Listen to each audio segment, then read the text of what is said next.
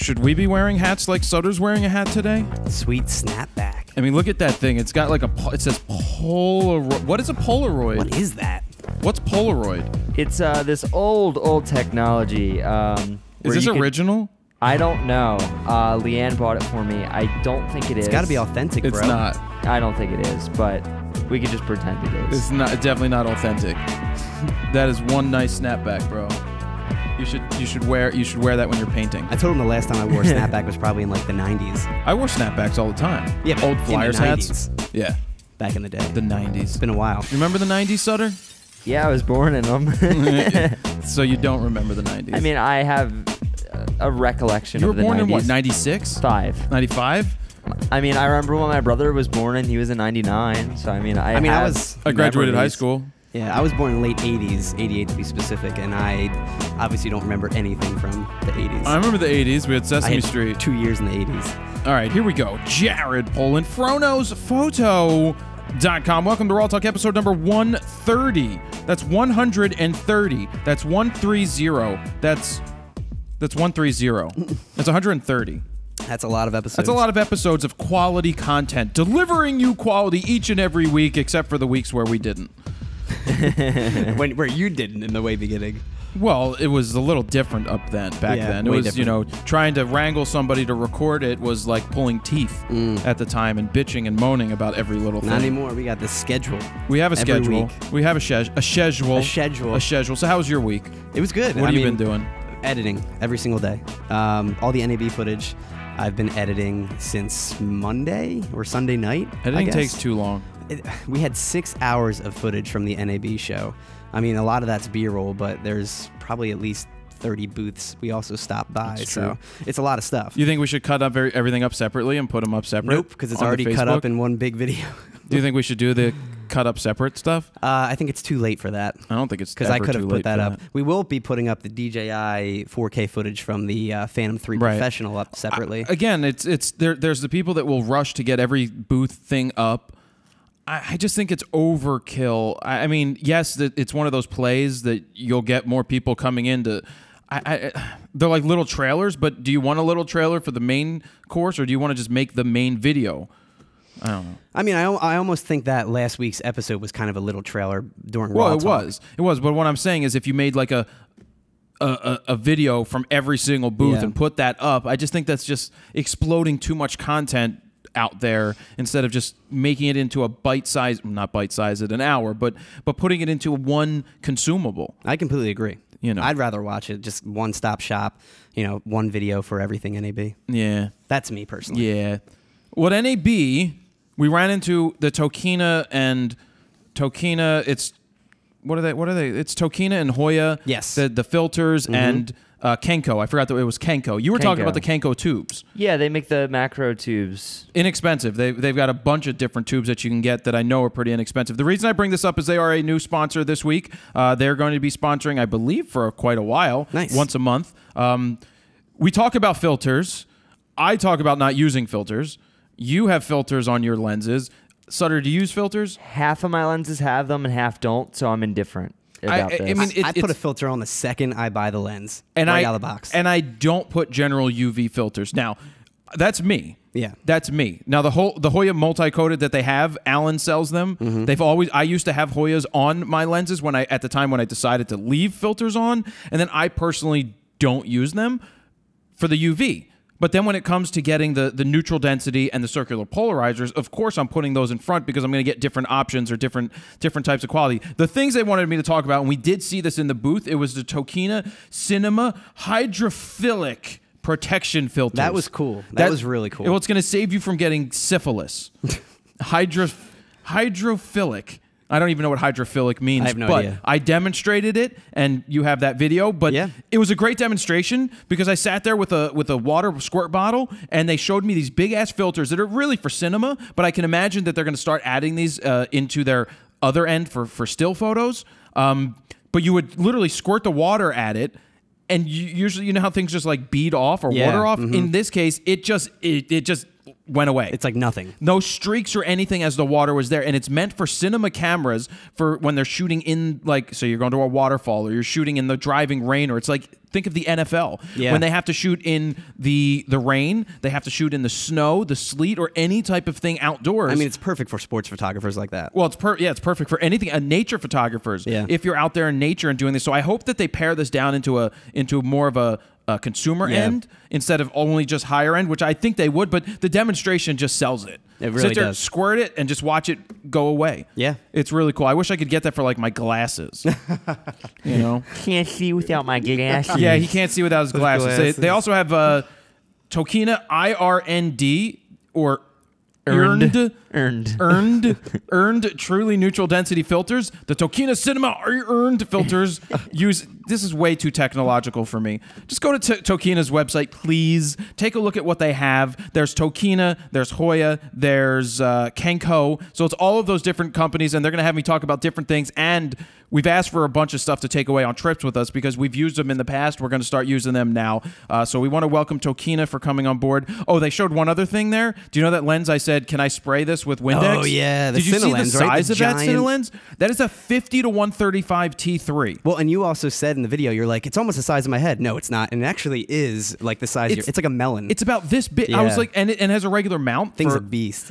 It's 4K ready. I Gotcha. didn't even know Tokina did Cine lenses. I didn't either. Until they were like, take a we showed look. up. And I was like, oh, holy God. I looked on the website. I'm like, look at all the Cine lenses they have. I didn't even realize it. Now, these are high-end Cine lenses. We're talking high-end stuff. You're not probably going to be buying this yourself unless you're shooting movies. Yeah. But Jesus, man, that thing was absolutely unbelievably huge. It was really big.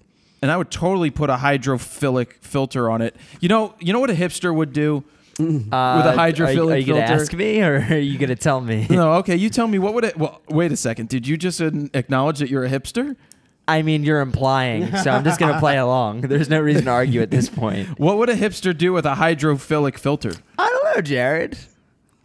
I don't know. I mean, What would he do? I've never used one. Well, remember what that girl did with that film?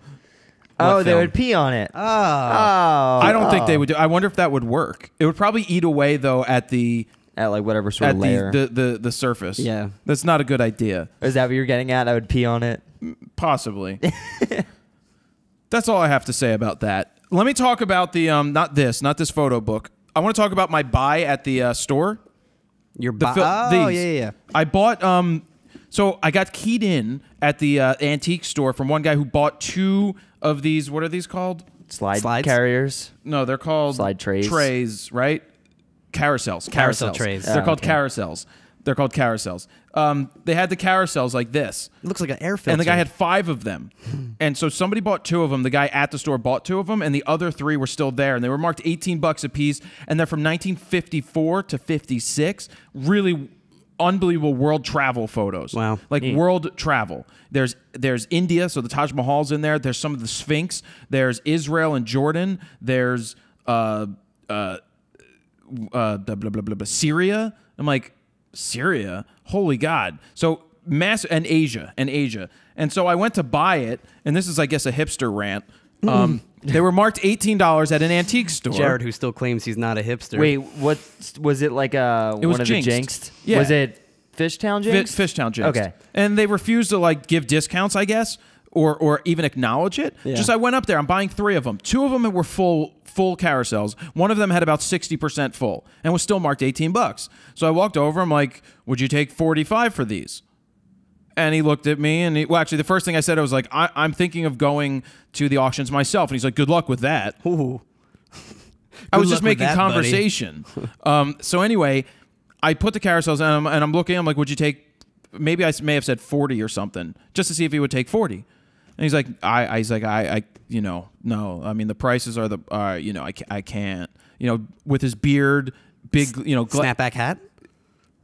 he didn't have a hat on, but he had really thick black glasses, and he had the thick beard, and he just looked like every other hipster that walked down the street. And then I'm like, okay. I'm like, can you do better? He's like, yeah. He's like, my job's to sell these. I'm like, all right. I'm like, okay, how about 50 instead of 54? And I put my credit card down, and he's like, I'm not sure you're understanding what I'm saying. You're trying to make me out to be the bad guy here. I'm like, make you out to be I the don't bad get what guy. he- I'm like, what that are you makes no talking sense. about? I'm like, Your job is to sell it. My job is to ask for a better price. This is an antique store. That is what you do in this situation. And I'm like, and you're giving me attitude for asking. He's like, whoa, attitude. Whoa, bro. He's like, and he takes my credit card. He goes like this. He goes, pushed it back to me. And he goes, and he goes to the other girl working. He goes, could you ring this gentleman up? And I'm like, you oh, you're gonna call him that. You're gonna go that far. Well, it was just like earmuffs. But no, it was really infuriating because if I didn't want these 3 carousels, which have really awesome photos in it, I would have told the guy to go himself. Now, because I didn't do it in a dick way. I went into an antique store. How was your tone when you? My tone was, "Hey, would you take 50? You won't take 50? Why? No, I wasn't like, you won't take 50. But then he just started. Then he took this like sad, mopey face look and was like, I think you're just trying to make me out to be the bad guy. I'm like, I'm not trying to make you out to be anything.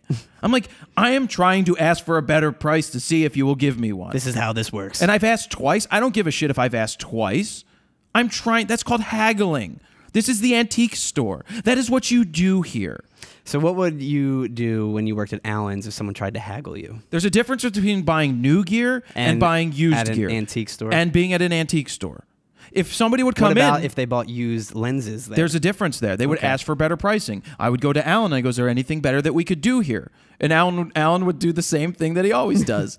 I've noticed that a couple times. It's kind of funny. It's funny. Wait, what does he do? I'll tell you later. Oh, okay. But it's funny. Because I bought some film gear from him, and I'm like, you probably priced these like 10 years ago. And he's like, but I got so much money into them. And then he does his, he figures out what he paid for it, and then yes, he'll give you a discount because you're going to try to make the sale. Generally speaking, depending on what it is. But in an antique store, it's an antique store. We've all watched the barn shows where you go into the barn and you're like, I'll take 5. Will you take 6? I mean, no, ooh, that's full retail. Whatever. I was not very happy about that. It is tough because Jinx is more on the commercially side and higher price than a generic. Right, they're a hipster antique store. Hipster antique. Well, they are. They buy other people's junk at the auction, which we're going to go to one day and do the same thing. This. Well, but it's random stuff that is over like the cameras. They'll put like $18 on cameras on certain old things. You're like, no, and then you want to go up and be like, will you take 15? And generally speaking, most places, if you went to any place and said, would you take 15 for this? They'd be like, yeah. Snapback hats. I'll take 30. All right, let's get to your photo news before I get pissed off even more. Well, I wanted to ask you, though, about the carousel. What? You did find the photographer's name in there, right? But they told you it... Well, I asked the guy, I'm like, do you know who took the pictures? And he's like, no. The first thing I did was open the carousel. I took out the first slide. And it had the name. And it had the guy's name on it. Yeah, slides are cool. Randy R. Anderson? No, it wasn't it wasn't even close to Anderson. Now I want to know. It definitely wasn't Anderson. Well, do you want to get to photo news? Yeah, I'll start photo news. Because I'll show this. All right. So a photographer had his Nikon D5200 camera stolen by a flight attendant. You didn't do your intro. Oh, we got to do our intro. Oh, our music. Wait a second. It's time for photo news. Let's get some 70s. No, 19. Can we get 50s? Sure. What do you want to do? 50s? Some 50s swing works? music? Some swing? No, hipster music? Is that 50s? No, let's do some 50s for these carousels. Old Kodak style music coming at you. Right meow. That's some good music right there. That is exquisitely chosen on audioblocks.com/go/fro. A photographer, like I said, had his Nikon D5200 stolen by a flight attendant on a Ryanair flight. It wasn't stolen. It was stolen. It was left behind. Stolen, too. Oh. Only later finding it on eBay. And he actually got it back, though, in the end. The man who left the camera behind, named Aaron Galloway, left it on the flight by accident. He quickly notified the airline right after getting off the plane, but the camera was nowhere to be found in the cabin because the flight attendant stole it. When he arrived home, he did a quick search on eBay for a used replacement DSLR when he stumbled upon his own camera. The auction had been created the day the camera was lost. The serial number on the camera matched his own, and there was only 33 minutes left in the auction when he came across it. He then sent a message to the auction owner demanding it back and threatening to go to the police. He said he had the camera registered with Nikon and still had original receipts and proof of purchase to prove it, that it was his, no lens tag though. He even offered money to get it back, around £50. The photos on the card in the camera were very important to Aaron since one of the people in the photographs has since passed. Now the flight attendant, 34-year-old Fernando Miguel Andrade Visu, messaged Galloway back, claiming he did it to support his 3-year-old daughter and said he would meet with him, no money needed. Wait, I stole, to support. That's okay. Yep, yeah. Ryanair. Well, Galloway did inform authorities, who then raided the flight attendant's home and discovered Galloway's camera along with 118 other items stolen from airline passengers. Unfortunately, the memory card had already been completely wiped by the time it was recovered and returned to him. The flight attendant ended up pleading guilty in court and has been ordered to do 100 hours of community service and has also lost his job with Ryanair. Yeah, I thought he'd be 100 punished hours a of little community more. service? That's it, apparently. You, sir, are a douchebag.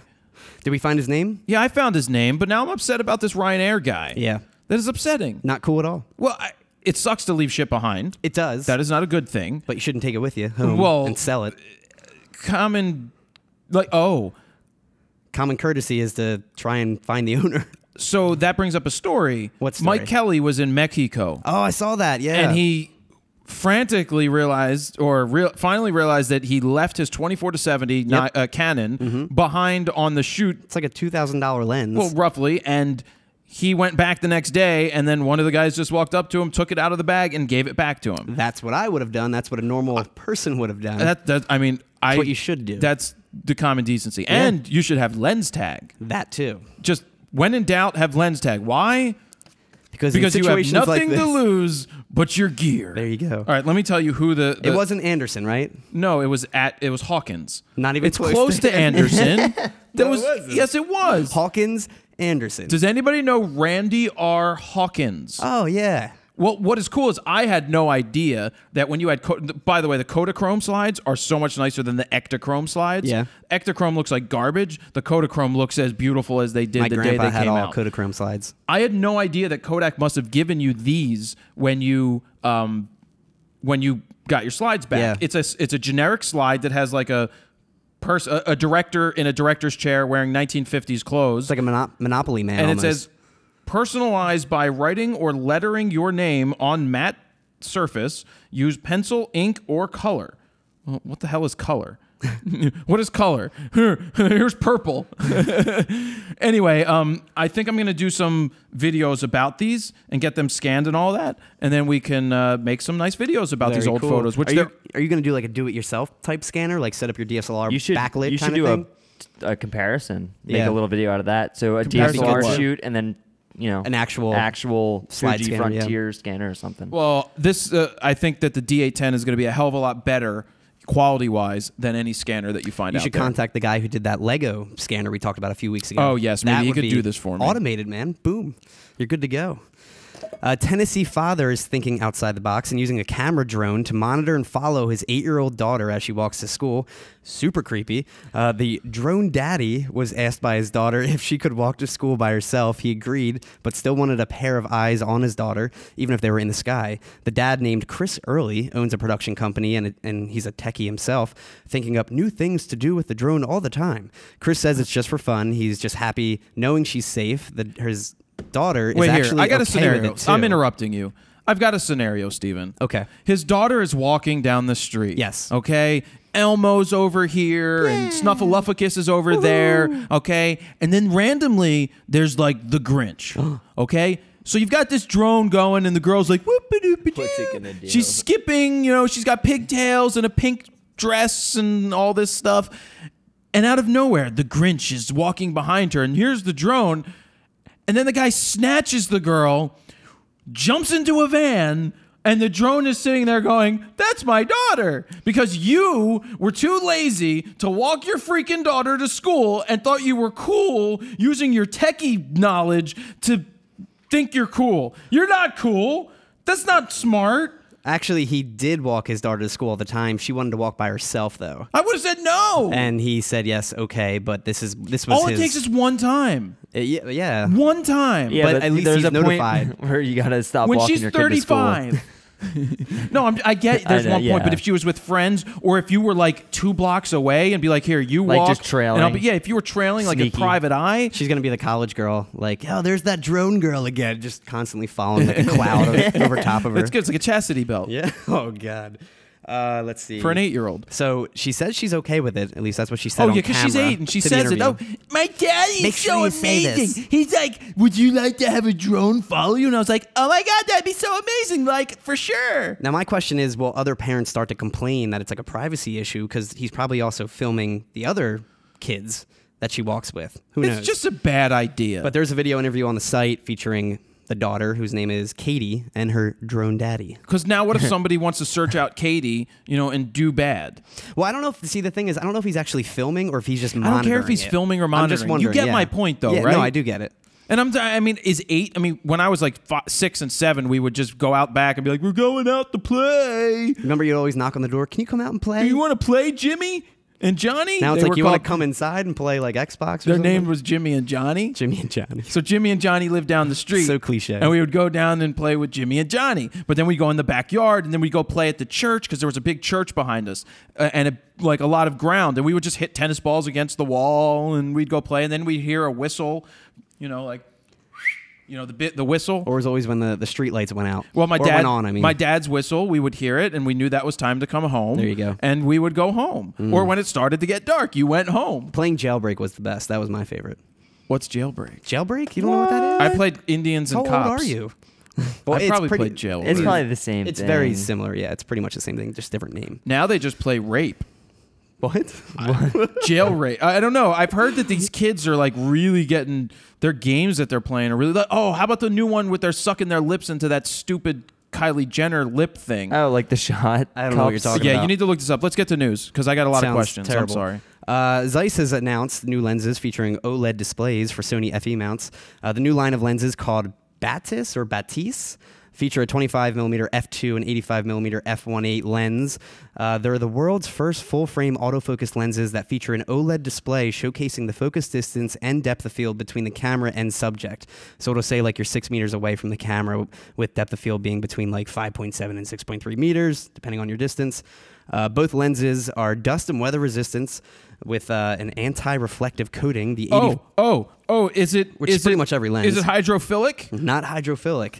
The 85-1.8 even comes with IS. Now, Zeiss says the display is an innovation that is currently unparalleled in camera lenses. Yeah, and you won't see it go anywhere. They'll be available this July starting at $12.99 for the 25 and $11.99 for the 85. The pricing really isn't that 85 what? bad. The 85-1.8. And it's with IS as well. That's an 85-1.8. Yeah. For how much? For $11.99. How much is an 85-1.8? It's probably like $200 or $300. I think it's Nikon. Oh wait, no, that's like. I think it's like. I don't know, but in Zeiss standards, that's pretty cheap. Yeah, that's what I'm saying. For Wait, Zeiss, it's not terrible. what's it for, Sony? For Sony FE mounts, Oh, yeah. so that means it's autofocus then. It is autofocus, Got it. yeah. All right. But you can see a promo video of it on the website, which they don't even really hint at the OLED display in the promo video, and that's like their big pitch. FroKnowsPhoto.com/RAWtalk-130. There you go. Nikon 85-1.8 is like between $500 and $400, depending on where you buy it. Yeah. There you go. A new startup in Silicon Valley called Light is promising 52-megapixel cameras in smartphones by next year.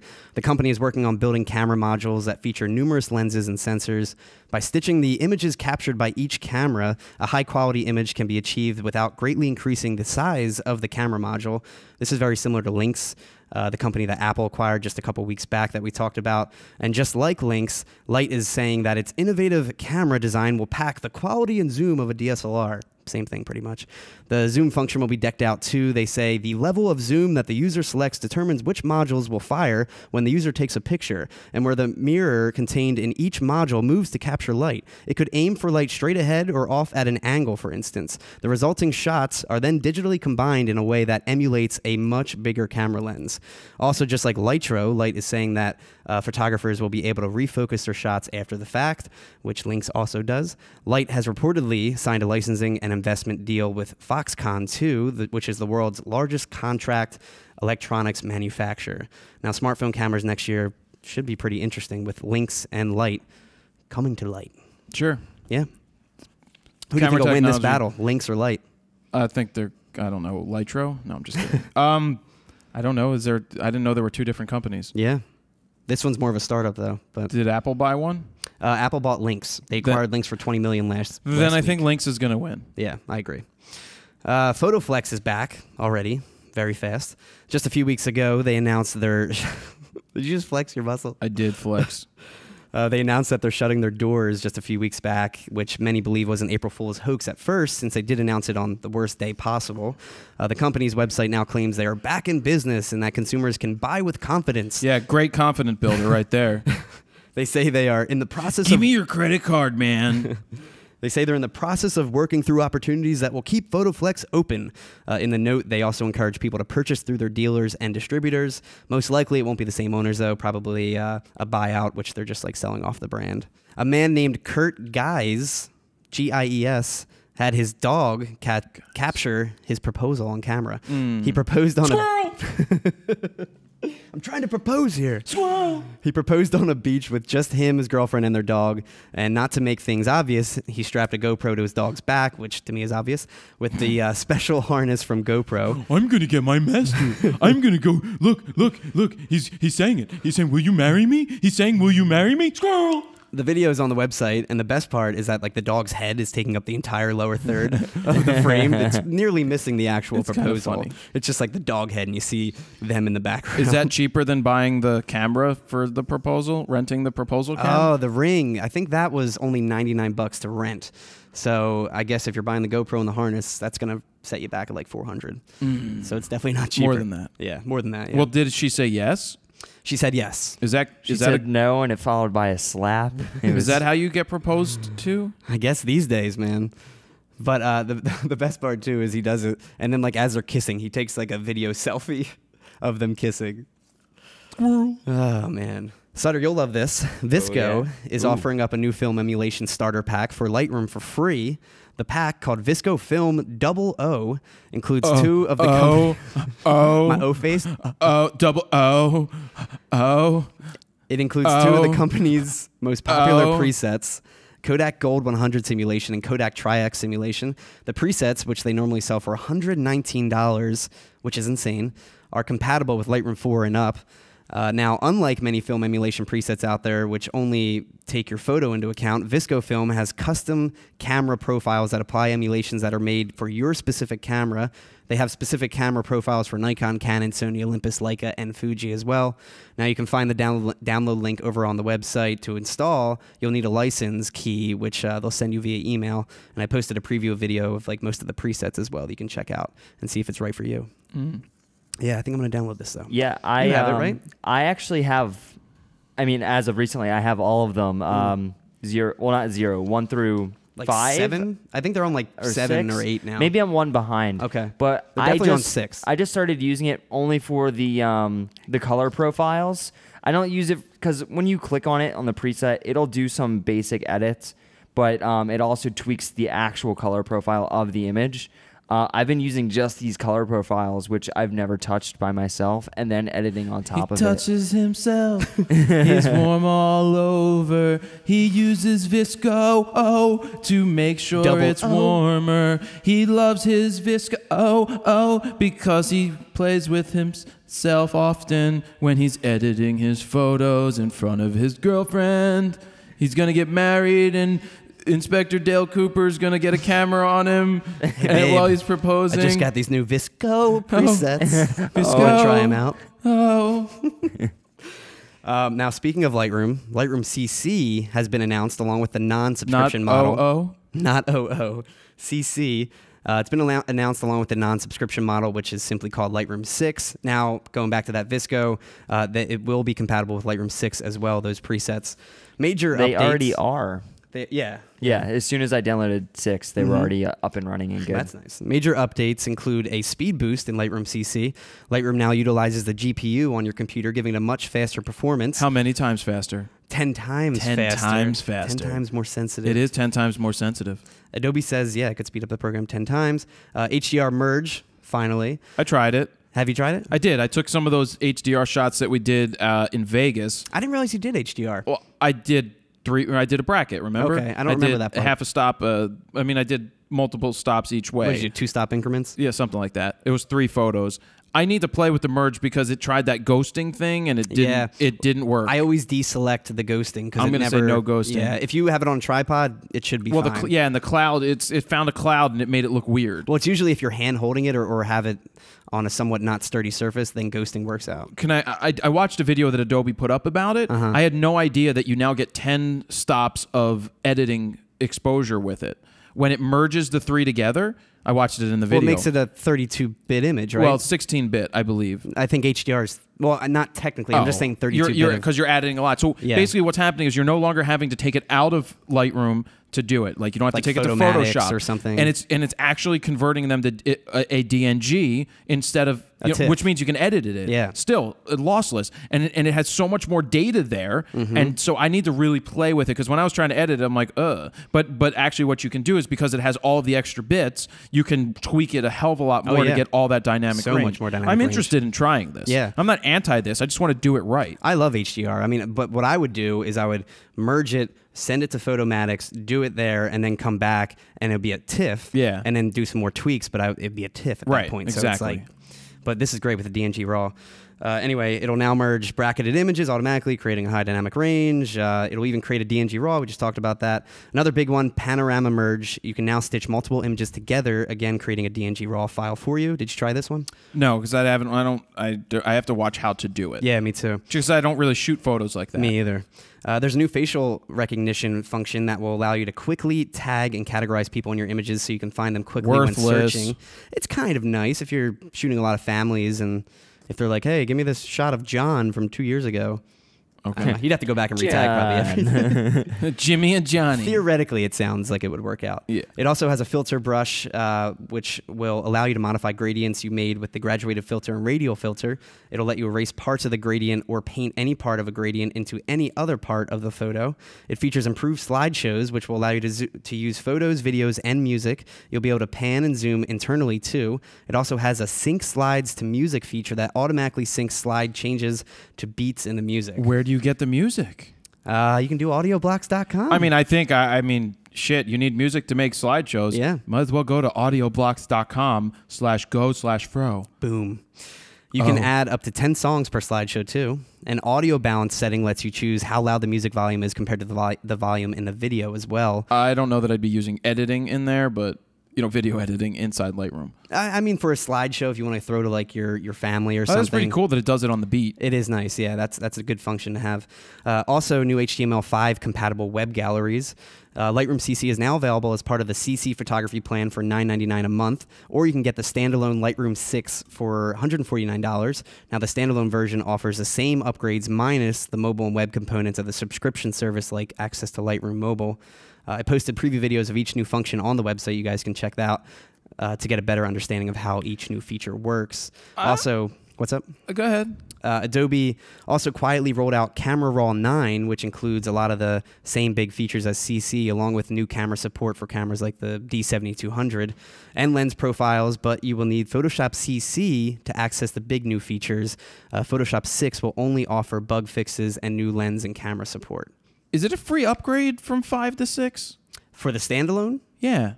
I don't believe so. I think you have to pay an upgrade price. That's how it used to work in the past. Yeah, but when I opened up Lightroom 5, it asked me if I wanted to update to these new changes. But you have CC, right? What was that, Sutter? I think it was to 5.7 because it did the same to me. Oh, it was just a 5.7? Yeah, I think when it's a new number completely, they charge you a certain so it's $150 bucks to buy it outright. Correct. I didn't see an upgrade fee. Maybe they're not doing upgrades. I don't know. I mean, what I will say, you still have people bitching about the cloud. For $9.99 a month, you get Photoshop and you get Lightroom. And you get updates that happen periodically, more often, different changes. And yes, it's $120 a year. And yes, if you had Lightroom 5 or Lightroom 6 that you buy it for $150, you'll have it maybe for 18 months to 2 years, and theoretically you're saving more money, but you're not getting access to Photoshop. I get it, but I think people are still lost in this world of I'm going to buy and own the license, when we are in a streaming world. We are in a download world. You've got Spotify, you have Netflix, you have HBO Now, you have all of these things that you're paying for monthly. You may not agree with it, but I'm off for $9.99 a month as a professional. That's like stealing money from a baby. And even if you're not a professional, for $10 a month, if you shoot photos, you need a way to process them. I'm not telling people how to spend their money, but in my opinion, the cloud at this point, with 4 million people using it, 4 million people, they're not going to do away with it anytime soon. I mean, I was against it at first, but I think I was too as well. I eventually gave in this year. Well, that's because the price was too much. Yeah, exactly. It was $20 for the photo bundle. But I now I'm paying the $10 a month photography bundle, and I will say I love it because even little bug fixes are coming down each week as like a new download. Yeah. Literally each week. Yeah. Where before you'd have to wait for a whole new release to come out, or a new version like 0.6 or 0.7, whatever. Yep. So that's what I like about that. Yep. Let's see. Yongnuo has officially released their long-rumored 35mm f2 lens for Canon EF cameras.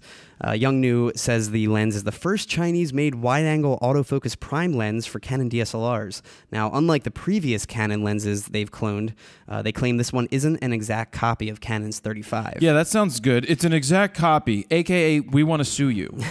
Spec-wise, it has a minimum focus distance of 0.8 feet, a 52mm filter thread, autofocus and manual focus modes, a 7-blade circular aperture, multi-coating for anti-ghosting and anti-flare, and gold-plated metal contacts. Wait, does it have hydrophilic filters in front? It does not have hydrophilic filters. What is a Now, unlike Canon's 35 that cost around $550, this one will only set you back $116. Yeah, because that's what I want to put on front of my camera. Hey, I mean, if you're just starting out, it's not a bad lens to start out with. Mm-hmm. You know? Yeah. Actually, Amazon, I did check Amazon to see if they had it in stock, and they're already sold out. Oh, well, it doesn't mean you don't know how many they made. Yeah, it's true. It's interesting. The image, I don't know. I can't tell you what's going to be better or not. I've also come to the realization a lot recently. Well, all along, you know that you can get great pictures with just about anything. And if it's a great photo, it's a great photo. Any way you slice it, people aren't going to be like, what did you shoot that with? Well, some people will be. They'll be like, what did you shoot that with? What were your settings? Can I get the same thing? But it doesn't matter. If that's what you use to get a great image, so be it. And yes, I am what I call myself a camera snob or lens snob. I do like using the best gear and the best lenses, but I've proved it with the D5500 and 18-140. It doesn't freaking matter. If I show this photo book to somebody, you're not going to sit there and go, was this your D4S? What'd you shoot this with? You're not. You're going to sit there and go, I don't want this if it's not your D4S. Look at these images. That's what you're going to look at and go, wow, these are damn good. I will say that by myself. And while this is out here, can I just say it? People wanted a discount for photo books. Mm-hmm. You know, I did the reveal, which people love the video, and they're like, where'd you get the books? Well, I got it at ADORAMA PIX, and people are like, are there a discount code so I can try it out? And yes, I got a discount code. It's right here. PXFRO 35MD. That's for 35% off any photo books order. Any photo books order. Doesn't matter how much you spend or how little you spend, you'll get 35% off. Spend $100, $35 off. And you get free shipping, which sometimes sucks because it's slow. So I pay for the expedited shipping or the quicker shipping. What, Sutter? What? Does Adorama do like bulk books? Like, say you were to release a photo book that you would sell a lot that's of. a good question. Do they do like, you know, bigger quantities? They would, but it'd be pretty expensive for people to buy it. I didn't know if like the price came down. They after do. A They have. certain It point. says right on the site quantity pricing. Okay. But also, I will give away this Bedia book, whether it's this one that's signed to Joe or I have it? to somebody else. Can I sign up? You can sign up. All you have to do, there's two ways that I'm giving away. There's if you use the code, aka you go and you get a book made. One of you people, and by you people, I mean you people who buy the book, somebody will get, not buy the book, buy a, or use the damn code. Jesus, Jared. Somebody who uses the code, Adorama PIX will give me the addresses or the accounts. I'll let them pick one person to send this book to. Cool. And then on Facebook right now, I am saying if you put a comment, you'll just look for the post where people are posting the photos that they would put in the book. I'm giving one there. So you don't have to buy one to get one. To get entered, I'm going to give away two. Necessary. Right. PXFRO 35MD, 35% off is a hell of a lot off for the book. The first time I ever bought books, You're going to yell at me. There was a really big discount listed on some guy's website. Oh yeah, what? Whose website? Yeah, so I was reading it and I was like, Ben Stonewell. I was like, oh snap, a really big discount on photo books. It was right when they just introduced them the first time. It was like 5 years ago, 6 years ago, and I was like, I ordered 6 books. It would have been like $600 or something, or $700 or $800. I spent $300 without ever seeing the quality, because everything that I read on their site led me to believe that they were going to be great. Cool. And they were very good. The difference is they've changed the covers since then. The covers are much better protected. The old ones could scratch. Gotcha. These don't scratch at all. They've come some kind of like sealant or something I on think there, they because they must coat it with something. like some kind of scratch resistant. I'm sure coating. you could scratch it, and I'm sure stuff will come if you off. really. But I'm really happy with the book quality. People ask me, well, what about Blurb and what about these other companies? Blurb, I've seen Blurb books. Some of them look really good if you get the higher end ones. But I don't know that they actually use real photographic paper. These are real actual images that go through the processor. Well, that's what Joe drew me commented to on that. in the reveal. He loved it. Right. It's not a press printing. I will say I never really heard about ADORAMA PIX before I started working with you, and they do look phenomenal. There's a bunch of places that do it, but I've had good luck with theirs, and they gave me a code to give to you guys. Hey, did you get that custom code sign printed there too? It looks really nice. This was made by me. I was wow. like, You're great. You are you like an that, guys? artist. I was Yeah. like, let me draw this, because what I did is I did a Snapchat. I put it on Snapchat. How long did that take you? Dude, this took like 38 day? seconds. 38 seconds. It looks like it took like a week or Oh, the more. code expires I on could May never replicate 16th, that. by the way. Expires May 16th. May 16th. Good to know. So you have, I made them Plenty of give me time. 3 weeks to do it. Nice. 3 weeks. So Let's see. Another affordable lens from China. ZY Optics has announced its new Mitacon Speedmaster 85mm f1.2 lens. Mitacon. Mitacon. Fight! It's like Minotaur. It's designed for full-frame cameras and features an 11-blade circular aperture. The aperture ring is silent and clickless too, offering smooth adjustments that make the lens great for filmmakers. It sports a filter thread of 77 millimeters and has a minimum focus distance of 1 meter. It'll be available this May for Canon, Nikon, and Sony mounts for $799. They say there's also Sony A and Pentax K versions coming later this year. Pentax. Say hi to Snapchat, Steven. Hey, Snapchat. All right, back to your news. Get back to your news. All right, well, that's it for that story. Nikon has reached settlement with Sigma over their VR patent infringement lawsuit. Back in 2011, Nikon filed a lawsuit against Sigma, accusing them of using their patented VR tech in their lenses. The judicial settlement includes that Sigma paid Nikon $14.5 million in damages. Wait, it was Sigma using Sigma Nikon? using Nikon's I thought VR. it was the other way around No, when no, I read it. Nikon suing them. That original figure, recommended by the Intellectual Property High Court, was arrived at by taking how much Sigma was estimated to have made using the infringing That's products. the IPHC. Yeah, IPHC. Now, they estimated to have made using the infringing products, which was about $96 million, and factoring in how much the infringed technology, Holy VR, shit. contributed to the products. So the court determined that the OS that Sigma uses accounts for 15% of a stabilized Sigma lens. So they pretty much had to pay that fee for all the lenses they sold. Now, Nikon does say that it estimates that the financial impact of this settlement is minimal. So it doesn't really matter. Let's see. Last story. What's that of the supposed to week. mean? It's minimal. What did they want? To I guess shut this them is out? for their shareholders and stuff like that. I don't know. This is a press release that was on Nikon's website. Oh. Yeah. The 2015 Pulitzer Prize winners have been announced this week. Daniel Barahulak, a freelance photojournalist for the New York Times, took the 2015 Pulitzer for feature photography for his coverage of the Ebola outbreak in West Africa. I think he had 2 or 3 images up. Wow. The staff, both David Carson and Robert Cohen at the St. Louis Post-Dispatch, took the Pulitzer for breaking news for their coverage during the Michael Brown protests in Ferguson, Missouri. Now, David Carson was the one who got attacked for taking the photo of the looters in the store. We actually talked about this a couple months back. He used his camera as a defense weapon. But you can see their photos over on the website. Great images. They really tell a story. I think the Pulitzer is going to have to adapt and change because newsprint media is almost non-existent. It's very true. Very true. Staffers are non-existent. What's a staffer? A staff photographer. Oh. Yeah, that's what I mean. Sutter. Hey, Doesn't Pulitzer do other Pulitzer? types of Yeah, there's like- written. Oh, There's okay. all different types of But things. for But are there photography, other there's just photography ones, 2, or is isn't it there? only news stuff? I think don't it's more know. news, photojournalism related. I don't know. I could be making We went that to up. the Pulitzer Prize. Yeah, we yeah, went I to was that there. exhibit. You That were was there. great. Well, then what? They only had 2 photos per year, right? So I think it's Yeah. just those 2 breaking news and the other one, which was feature photography. And I like the old photos a hell of a lot better when we got into, than what we saw in the 2000s. Is. Oh yeah, for sure. But that's it for photo news this week. Awesome. Can we get some music to roll us out? Let's do it.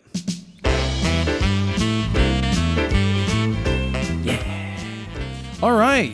Guess what time it is? What time is It's it? flying solo time. Yes. And there's lots of flying solo I questions. can't wait. Dude, we used to get like 70 or 80 questions when I would type onto Facebook, hey, I need flying solo questions. Gotcha. Then I started making videos and it went up like 100 and I would get either 150, 180 or like 200. Yesterday I put up the video late. I forgot and it was like 9:30 when it went up. I actually didn't think you put it up. I checked this morning. I'm like, oh, did he even ask for I questions? got distracted. I got distracted and I forgot. And then I was like, I put it, and then I woke up and it was like 364 questions. And what'd you ask me? nothing. What'd you ask me this morning? What did I ask Do you? I read them all? Oh, did you go through them yeah, all? I read every single freaking one of them. How was that? It's joyful. Nice. It's Seemed like you loved it. if you could have one lens, heard you singing. If you could have one lens for the rest of your life, what would it be? If you were on a deserted island and you Who could would only you have one photograph? camera, If you could photograph anyone. I mean, why do I need a camera on a deserted island? I've got my eyes. I mean, what am I gonna do? You need to just have Wilson, and then you're set. Wilson! Wilson! Wilson! No, Wilson. God, talk about giving emotion to an inanimate object. Yeah, yeah. That was incredible. That love movie that was movie. so good. 14 years later. I love that. They just jump cut. Yep. 14 years. yeah, it's a huge jump. No, it wasn't 14. It was 4 years. 7. 4. Look it up. I'm pretty sure it was 4 years later. Whatever. Okay. Maybe it was 4. I thought it was 14. 37 years later. Wait, what is this? Interstellar? Yeah, right. Wait, no spoilers. Oh, that's true. But that's not really spoiling. No, Not you're right. really. If we go into it more, it is. I enjoyed it. All right, Very good let me movie. get through these because there's can you start? 28 of them. Okay, that's not Too many. a lot. I'm but- gonna do this well. Sutter, you don't have a clock. Just raise your hand at like a minute 30 for each Dude, question. every time we do that, you still It just keep doesn't going. work. Well, just okay. First question from Robert Timko Photography. Ding. Say my name was Stephen Butter, and I was a new college grad with some not High school new. grad, I new guess. college grad with some decent photos. Say I wanted to pitch a few outdoor companies to fund me backpacking a trail this summer in exchange for content in the form of a traveling photo essay. Hey, Robert, this is a run-on sentence. Essay that also incorporates their product. How would you pitch them if someone was generous enough to give you the right contacts? Did you have any idea this was coming in? I didn't know, but it's an outline of pretty much what I'm doing right now. Oh, so I didn't know you were doing that. Yeah, he was really helpful. He got me some contact information for some different companies. It's real easy. Yeah. You just show them your freaking work and you tell them, this is what I want to do for you. All you need to see, you lay it out for them. You just lay it out for people. I did this for Epson yesterday, and I'll explain. It's Epson? Yeah, you don't yeah. know what's been going on with that. I have no idea. Yeah, I'll tell you in a minute. I'm sure it's fun. It's not bad. Yeah. It's just frustrating. What was the name he used? Stephen Butter. But no, seriously, it was Stephen Butter. What I That'd would be do awesome. is you have your Instagram following, which is larger than some of these companies already. Yeah, You've got it your. is. I don't know if you use Twitter, but it doesn't matter. You've got all the other avenues that you have. You can showcase your work online. You just go to these people and you give them a reason to say yes. You take all of the work out of their hands and say, look, this is what I'm looking to do. I like to hike. I like to take photos. Here's the work that I've done in the past, and here's where I'm going, and I just want you to give me your stuff to feature when I'm out there. And you can put it on your social media, I'll put it on my social media, and that's where I want to start it. If you like the stuff and you may want to do something more with it, let's work something out together to make it work. That's it. Boom. Yep. Thank you. Epson. So we set. I mean, thank Rob. You answered really well. Oh, you didn't. Okay, well that was my answer. Like Epson, we've been trying since October at Photo Plus to get printers to review. I remember I was there. So we've been going back and forth with the PR person, and they got back to me with 2 questions. Now they'll probably watch this and be like, "Well, screw him." But I just want people to understand how some of this stuff works. The PR and stop the clock. No, the PR person is doing her job. They're separate from Epson. It's a separate company. Gotcha. When you start dealing with corporate companies, they've got these separate PR agencies, which are like gatekeepers that filter don't you let out. you through. Yeah. But then they also don't find who the influencers are in the industry because they don't understand the industry. Well, and they don't care. Well, they get their paycheck. And I'm trying to come along and make their job easier to make them look good. You know, they're going to look good if they bring me to Epson and say, holy God, you need to work with this guy and get him the gear because he's going to make really good videos about it. So the two questions that came back from Epson from her were, does he know how to print? And what does his audience look like? Is he a photographer? I responded back in the not a bad way. Jeff was like, did you have 2 words for them? And I'm like, well, no. I'm like, this is what I wrote. I said, either I'm doing a really bad job of, you know, for the who am I part or whatever. Like, either I'm doing a really piss poor job of getting myself out there, or they're doing a really bad job of understanding who the influencers are in the industry, but something's wrong. So basically I was saying, like, I don't think I'm doing anything wrong with bringing awareness to myself. I just think they're doing a piss poor job of dealing with the right people. Yeah.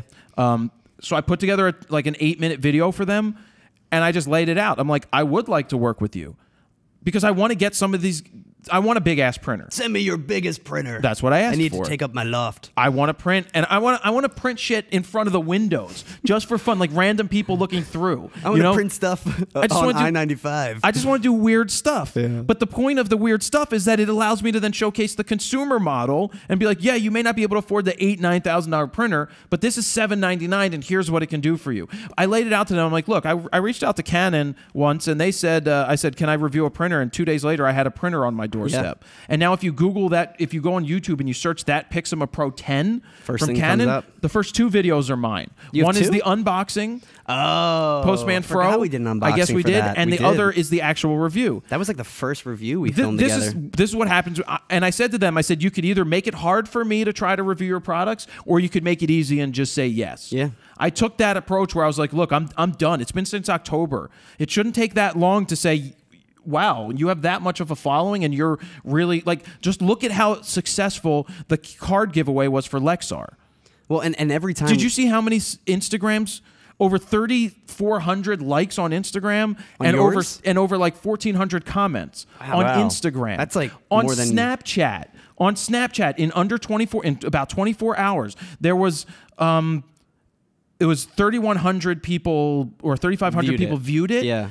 And I said, take a screen grab of How many it. screen And I grabs? think it was like 700 or 800. Wow. Took the screen grab of what I suggested to do. I was just doing a test, social media test, to see what would work. Yeah. And then Facebook had a ton of action. And I'm like, that's what I do. Anyway, I just give away all my secrets. What were we talking about? I'm going to be the next Epson. Jared Pohl. Spark this up? Epson. I let How it did kept going Epson- because it actually was going somewhere. Well, we were talking about Stephen Butter was looking to get how to That's get in it. touch with companies. Stephen So it went Butter. from companies saying yes if you lay things out to them, and then it went to me talking about Epson and being very difficult to get to the right people. Well, and for every them to say time yes. we go to their booth, whether it be Photo Plus or NAB or Photokina, they're always like, "Yeah, we're going to work together." Blah blah. And you know that's bullshit. And then nothing. Right. And it's just like, it's one thing if you're just somebody that doesn't have a following. Yeah. But when you are an influencer in the industry, which is evident in all the numbers that are public, and I set them up with all the numbers before, and now they were asking for them again because she wasn't doing a good job of selling it to the people back at Epson. Gotcha. And then Epson asked the question that makes me want to punch myself What? in the face. I told you. Oh, that one. Have you ever printed before, and what's your audience? It's like, and that's why I said maybe I have done a bad job, or maybe they're doing a bad job of knowing who they need to work with. Yeah. Which is partly the thing, is they need to... I don't understand certain PR. I ran into this in the music industry all the time. Remember when Rachel Spiewak said no? She said... You bring her up all the time. She said... Well, she still doesn't like me. And I wonder never why. slept with her. Never. And I don't know why you say that every time. I don't know, because maybe she thought I was hitting on her. But she would always say, well, you're not a music venue, or you're not a music outlet. Yeah. And I would sit there and I'd say, my people have ears. Your people? My people, readers at home have You ears. people. You people have ears. Most of you can hear. I have ears? And you listen to music. I don't care if I'm a music blog or not. I'm bigger than 90-some% of the music blogs out there. I just get very upset that they don't do their job and realize that this is a great, certain things are great opportunities. They just need to do their job and look into it. Yep. And what I hated about the music was they never vetted people well enough. Like, you go into the pit, and it's one thing to have an iPhone. That's fine, whatever, if that's what you shoot with. But when you've got 40 people in a pit and most are just fans with cameras, you're doing a disservice to the real people. The people that are doing it as a job. The PR, Hi, this is for my kitty cat Tumblr blog. But you know what I'm saying, right? Yeah, no, I know exactly what you're saying. You're doing a job. I'm there doing a job. Edgar's doing a job. Even Edgar's doing a job. Fusco's doing a job. The core people are doing a job. And I don't know about that this is their job. Right, but then you get the guy in there with the iPad going, and then people are going to be like, well, you can get great pictures with iPad. Yeah, you can. Get out of my way. All right, next question. God. That only took 10 minutes. Nick Shoes. What can I do to set myself apart from the 999,999 first name _ last name photography pages out there? Somebody answered this for me below them and said, quality work above everything else trumps all. I think I've heard that before. It's the that damn sounds familiar. truth. You want to stand out? How do you set apart yourself? Tell them how you really feel. You know how you stand out and set yourself apart? How? You set yourself apart and you stand out. Oh. That's it. There's no secrets. Blown. Just be like Stephen Butter. Who's that? Oh, sounds good old really Stephen familiar. Dan Green. Yeah. Hey, Jared, Stephen, and Sutter. Oh, hey, Dan. I'd like Hey. to get your opinions on how much information is too much information to put on a business card. Would you consider making separate business cards to target your marketing, or stick with one general design to hand to everyone? That's a good question. Let's cut to a different camera. I have to fix my... What are you doing? I'm fixing something. These pants are too tight. You're lucky we're multicams right now. Your tight jeans are now against you. Definitely cutting to your camera. Thank you. I have this thing against business cards right now. And Gary Vee actually put out something as well about business cards and saying he thinks they were some of the dumbest things you could do. Now, I really like my plastic printers cards, and you like your plastic printer cards. When you show them to somebody and you give it to them, it NAB. makes an impression. We did it at NAB. But my issue with business cards in this day and age is I have... the best business card in the world is my cell phone. Boom. If I want to get in contact with you, I say, give me your email address right now, verify it, send it, and say, hey, great speaking to you. And then now you have their contact. Put it right in your phone. There's no... Well, I noticed what you did at NAB is you actually took pictures of each started to business take card, pictures of business cards which just is great, because... to also separate the ones that were important and the ones that weren't so important. Well, certain ones go in certain pockets and other ones go others, and certain ones from people that I want to remember, I will take the picture of the card. Yeah, well, not make a note, but take a picture of the card. Everyone's I mean, that's the thing with business cards today. It's just like, let me get your information right here, right now. Oh, it's good because I come back from those events and me being the cameraman, not really paying attention to like all the other things that are going on, specifically to you shooting. I come back with a stack full of cards and I'm like, I don't know who these people were. Right. Yeah. So that's why I do the emails, and It's even if you take somebody's picture and put it in your phone, the important people you do that with. Yeah, good tip. Just the tip. Just the tip. Mark LeBreque, LABREQE. Lebreque. Shit, Mark Lebreque. I have a Canon 7D Mark I, and I struggle with noise. Mark I. Known issue. I love how he says known issue. With noise? No, you know where the known issue happens? When you pump your ISO to astronomical. It's not an issue. I didn't go It's not an issue. past 3,200 on that thing. I'm not yelling at you, Go to LeBrock. like 4,000. That That'd was be my max. That was my cap. Was Yeah. 4,000. Right. It's not That's a like known extreme. It's not a known issue. It's called a limitation. Yeah. To put it mildly. At that time. My question is, would you turn down paying jobs when you... Turn down for what? Bam, that's good. That was good. My question is, would you turn down paying jobs when you know your photos are not going to turn out great because of lack of available light and no flash allowed? Or would you take the job and hopefully pass off half-decent shots of the event? Thanks for your time, Mark. I'm not going to yell at you, but I'm probably going to yell at you. How do I say this without sounding like a dick? Well, I don't know what you're going to say, so... I mean, First off, I think we know what you he's can't gonna say. turn down paying gigs. If people are coming to you with paying gigs, that means they like your work already. You're doing something right for them to want to hire you. But if your gear is limiting you and you are getting paid, it's time to upgrade. If you can't afford to upgrade, rent a freaking camera. build it into the price that you're going to charge. And renting a camera is not expensive. It's really easy today. Borrow Lenses does it.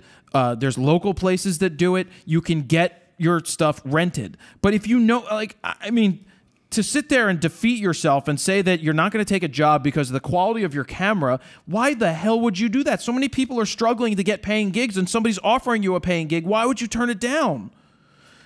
And I wouldn't take the job and hopefully pass off half-decent shots. That's one of the reasons I use some of the best gear out there, is because I don't ever want to be in a situation where I'm personally thinking that they're half-decent. One of the reasons I do use the top of the top to go do the job is because I feel more confident out there with it. It's a confidence thing for me, knowing that I'm using the best gear that I possibly can use, the best lenses, the best build quality. Doesn't mean it's not going to fail me. It's failed me before, but also you're giving yourself the best ability to, in this case, not having a known issue, D4, D4S, using the ISO capabilities, which most DX cameras can almost match now. Yeah. But I use those cameras because I can push them to the limits and still get quality stuff. Mark, just rent a camera. Yeah. I mean, you can rent a whole body, lens, everything for probably under $200 for even full frame. Blank page. This would be... There's 10 questions. This is a... You know, this is Blank Spaces. This is Taylor Swift. Your favorite song. Money, cars, I can get you anything. I got blank spaces. Jonathan Bennett. Hey, Fro and the Stevenses. Hey, Hi. dude. Recently, I was asked to cover a christening. Paid job, of course. Is that like a bris? A christening? Yeah. I'm sorry, I was checking audio. Never mind. Distracted. Right. I was asked to cover a christening. Paid job, of course. After freaking Jared Reed. After it. Oh, you know why? Because there's no comma. So it's not my fault for reading poorly. Grammar king. It's the well. But when you're trying to read and the grammar's poor, like on my website, it makes it hard. After it, I mentioned to the mother what's her preference on edits, black and white, mostly. Okay. Or does she want some color or two? She replied with, can we have both of each image so we could decide which we'd like for our album? Now, this almost doubles my editing time, as I'm not going to just sit there and convert each. I would want to make sure everything looks right once converted and make the needed adjustments. My question is, in the future, if it comes up again, do I charge extra for this or not? I'll let this time slide, as she's my cousin. Thanks for keeping up the great show, you guys, blah, blah, blah. No, this is your fault. Your fault for asking the question. If you don't want to know the answer, don't ask. You determine what the picture... Was that a question? That was a question. Hold on. Was that a question or was that a... Amen, brother. Hey. He just went like this. Sutter just went like this. It's always fist, too. It's never like... It's never normal. Can you just raise your hand if you have a question? I think you're giving Hold on, let me raise my good hand. Because I think when you're giving me this, I think you're like, preach on, brother. Yeah. Look...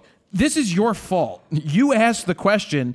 She doesn't know any different. She's saying, well, maybe I'd like to see both to determine what they should be. Yeah. It's your job as the photographer to deliver what you think is the best result. And then if they ask for color or something of certain images, maybe you go back and do one or two. There's certain images where I will make black and white mainly because of the color in the image. Yeah, known issues. Or the lighting, yeah, known issues. But I will usually give them, if I do turn it black and white, a color image as well. But I won't turn the entire thing black and white, bulk edit, color edit. I just think if you want to, there's certain things you ask. It's like after a shoot going, did you like it? Yeah. You don't want to do that. Or when waiters and waitresses come up to me and ask me, how was it? And then you usually lie and you're like, it was great. It was great. Most people do that. But now that you asked, let me be honest. Let me be honest with you. That chicken sucked. And you will say that. I will not say it that way. I preface it with... That chicken was terrible. I preface it with, this isn't your fault, but you asked. I really didn't enjoy it. For this reason, and that reason. And that makes the waiter or waitress feel awesome. So awkward. Anyway, I should ask Leanne if I should do that. I don't even know. Did you have a question? Yeah, well, it was more of a comment. If all the photos were shot in the same location under the same light, what you could do is get your basis for your color edit and a basis for your black and white, sync it to all your photos, and then just tweak each one independently, and that'll speed up your editing time. That's typically what I do. depending on the lighting situation. Timothy Cap, business-related question. Ooh. Your favorite. How far do you bend over backwards? Well, not very far because, I mean, I can do a back bend. Last time I did that at yoga, whoosh, I heard Broga? tearing, man. For a client. At what point does pricing integrity become more... I forgot the question already. I don't know How what it far was. do you bend over backwards for a client? At what point does pricing integrity become more important than catering to every little request? Example, I had a client who booked my higher wedding package, which means they get high, then ran into financial issues and had to downgrade to the starter package, but acted like they expected to still get the perks of the higher package. I wanted to keep them happy, so I gave them everything for cheap. Good move or no? I don't want word to get out, blank page, Another blank page. that people can take advantage of me, but I want to provide the best customer service I can. Thoughts?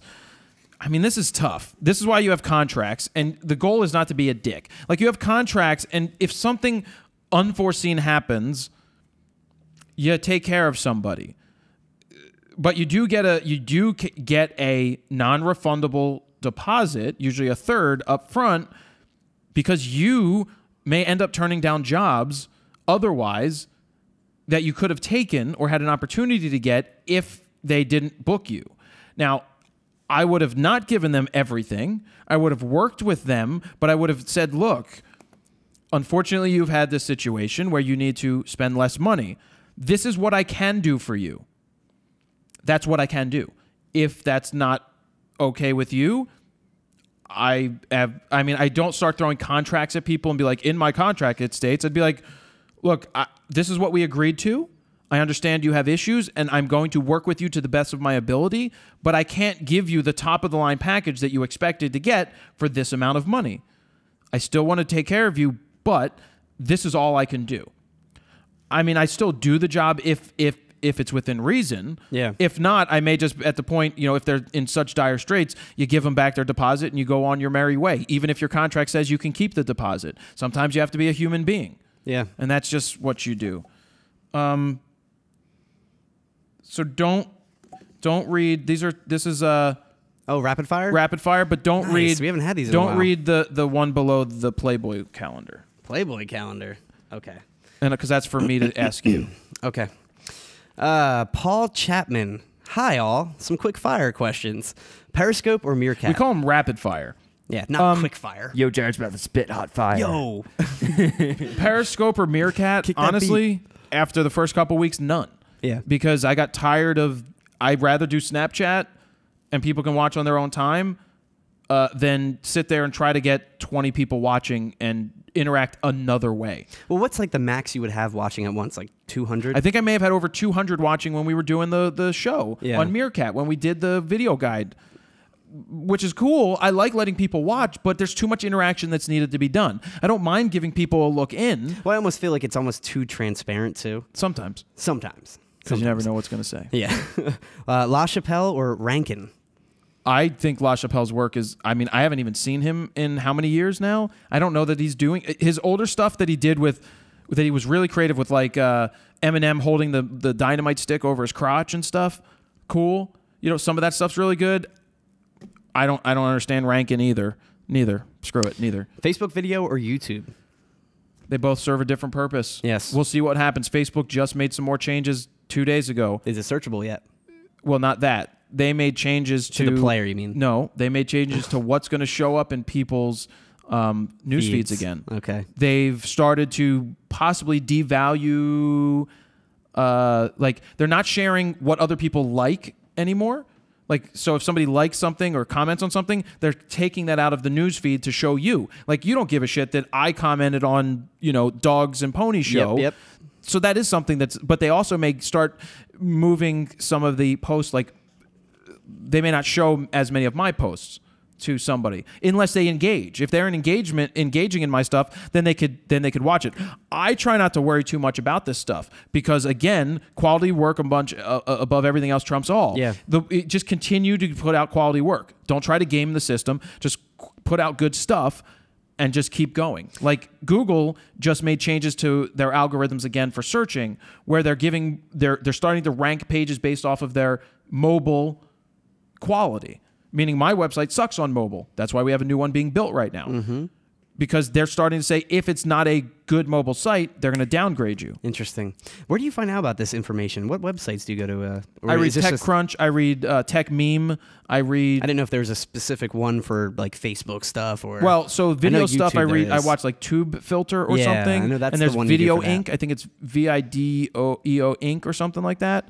It's just I read that every day. The facts that you have. Because I'm in research, it. yeah. I'm in it. I got to know. Yeah. I got to be at the forefront of new things. Like Good. TechCrunch is considered like the CNN. It's not. It's canned news. Well, it's like Gizmodo almost. Right. It's canned news in the tech industry, but Tech Meme is pretty good too. I just follow up on these sites. I want to read what's happening. Okay. Pirelli or Playboy calendar? I don't even know I don't know what a Pirelli calendar I don't know what Pirelli is either. I Is got that nothing. it? That's it. I don't for even you. know. Anyway, wow, you made the paper wet.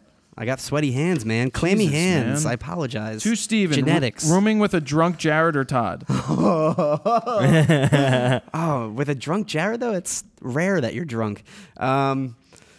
Probably Todd, because he's not waking me up at 6 in the morning. Steven, Steven, no, wake up. instead he's breathing on. He's crawling into your bed going, Steven. Yeah, but when I say I'm going I've to got bed. a present for you. Because with you, I'm like, all right, Jared, I'm going to bed. And you'll be like 20 minutes later, hey, I got an idea. Hey, It's true. wake up, Steven. And then Steven's laying there and all I hear is, I'm like, shut up. I'm like, you sleeping Or no, I'll already? just be like, and you'll say you're sleeping. And I'm like, yeah, I just told you that a half an hour ago. Anyway, what else do they have? Raphael David Armano. When do you use your fisheye and why? Since your 14 to 24 has the same angle. Because I rarely use the fisheye anymore because I think that the Nikon 16mm fisheye is a piece of garbage sharpness-wise. It is so old. That the lens is like this big. No, it's super about tiny. it's Super small, tiny, but they yeah. haven't replaced it or updated it for full frame. I don't know what they're doing. And then with your comment about the 14 to 24 is a 14 to 24 at 16 millimeters is rectilinear, where a fisheye is fisheye. One's bowing, one is mostly straight. So that's why they're two different things. Michael Weiss the second. What would be your go-to tripod for shooting both video and photo under $300 and over $500? How about just spending $400? There's about 1 million tripods There out are. there, so I don't know if I could say one We've brand. been using Ben Rose for a while. We use these Me Photos. These are $359. You can put any head on there that you want, but I wouldn't use these for heavy video-intensive stuff. No. We saw a bunch of Benro carbon fiber. Look, you're not going to get carbon fiber for under $500 or $600. Yeah. You can get the same model as aluminum for less. Aluminium? Aluminium. Just get yourself a nice ball head for photos and a nice video head for video. Yeah, You're going to swap 'em spend out. $500 or $600. Do it right once. And I still have my Manfrotto 055 MF4 in my office that I bought when I was working at Allen's because I got a great employee discount. You love that That thing's one. over 10 years. And it's carbon. I mean, that was expensive when I didn't have money to buy that stuff. It's a nice tripod. Kellyanne Bujold. Do you ever have a drink when you edit? Like us gals I do. who like our wine. If so, what's your drink of choice? I absolutely do not drink when I'm editing. Unless it's boxed wine. I just don't. Franzia. I don't My eat in my favorite. office. Well, I don't eat crummy stuff in my office, like crumbs. It depends. I eat my apple. Yeah, it depends what I'm eating. I'll eat my apple, and I don't want any liquid in near my computers or camera gear. So I don't do that. Eric Gooden, when you first started looking back, what is the single best line of advice you received about taking the leap from amateur to pro? And what would you say to someone like myself after gaining all you have in your career? This is what I'd like to say to you, Eric Gooden.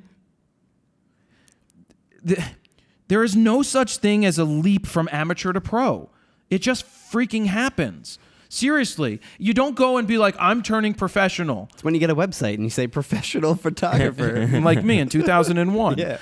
There's this conception or misconception, Yeah, misconception. that people think that there's a conscious decision to go quote unquote pro. Like you're signing a contract with an NHL team to become a pro.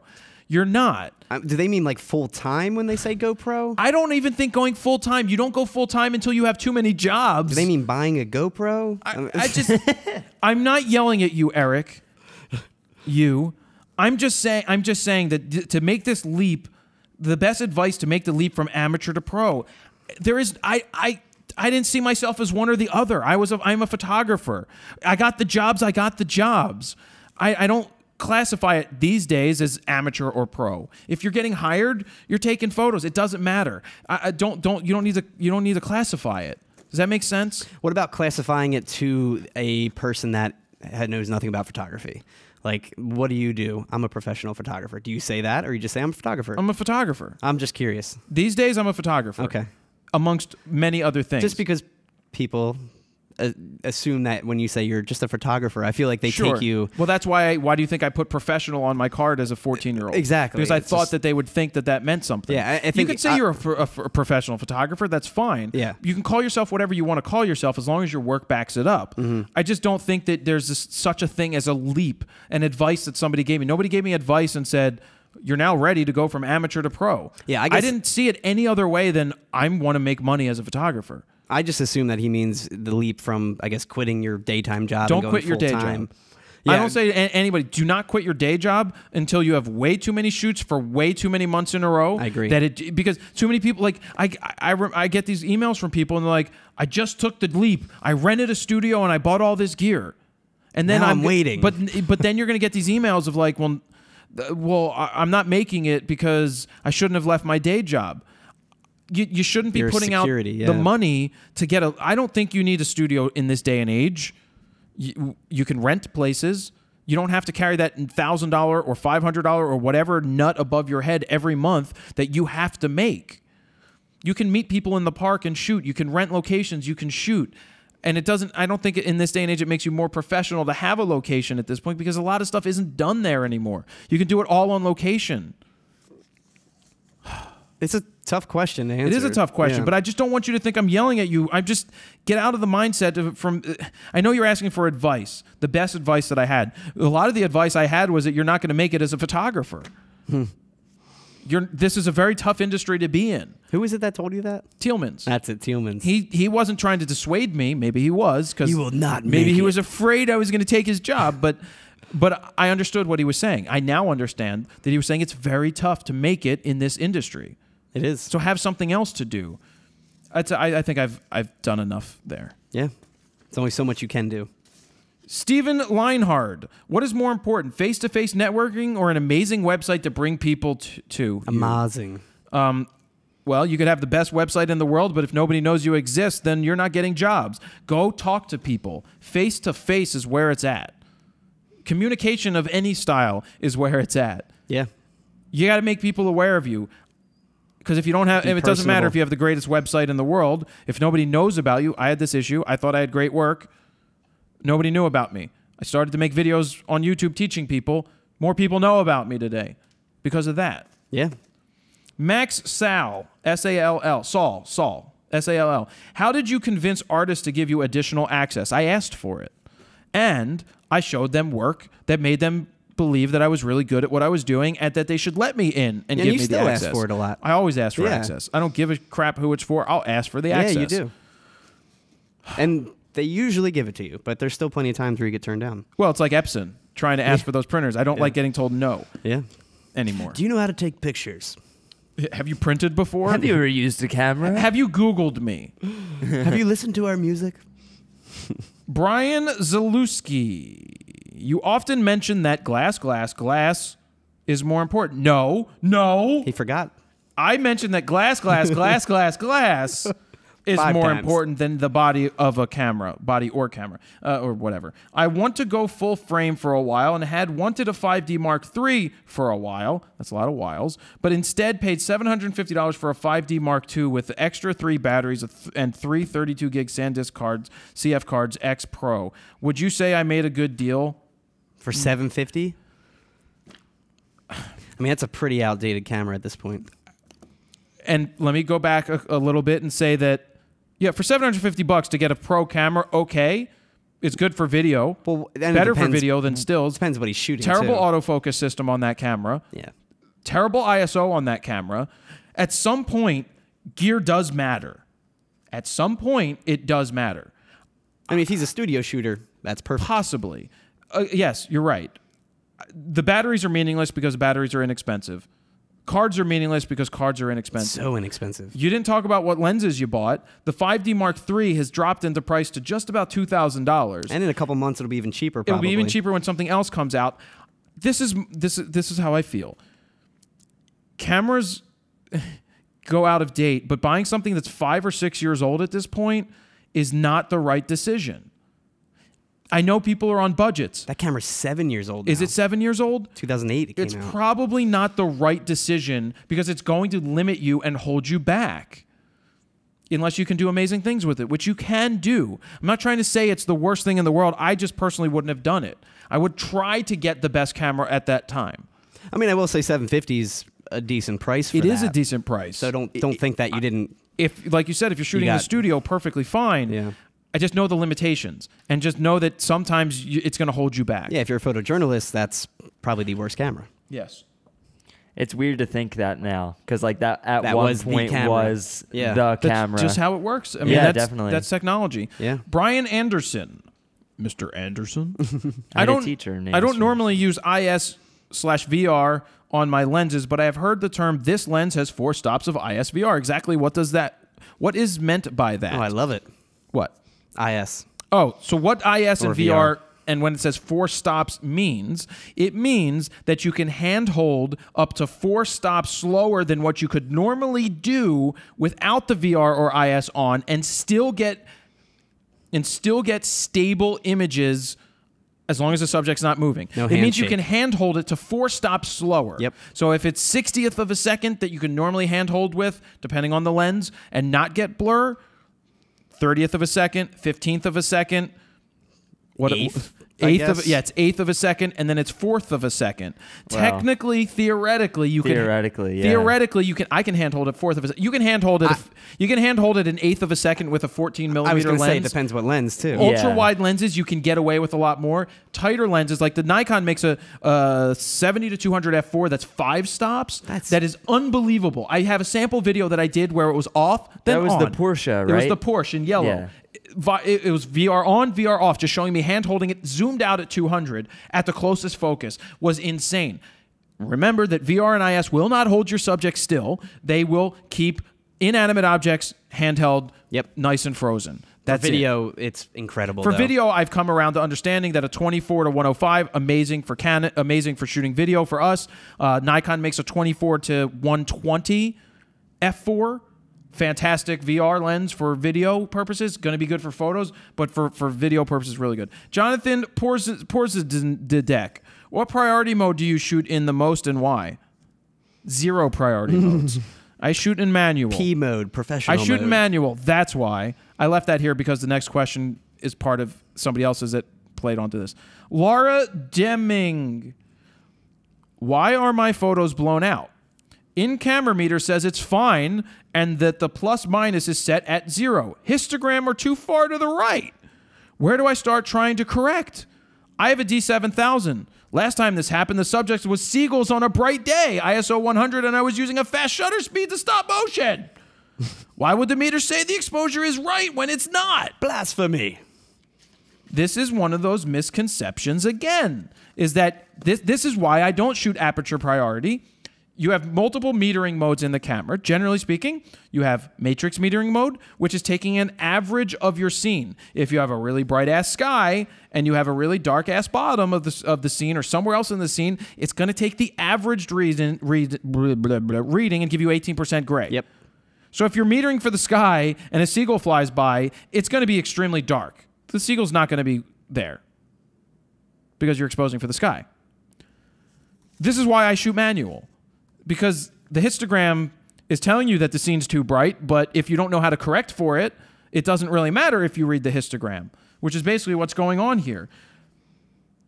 You can use spot metering and get a better option or a better ability to get that seagull flying. Which I usually use to give me a general starting point. Right. I use the meter inside to see, but I also understand that if it's looking at the sky and it's all the way thrown off, it's going to be thrown off. Take the picture in manual when you get into a situation.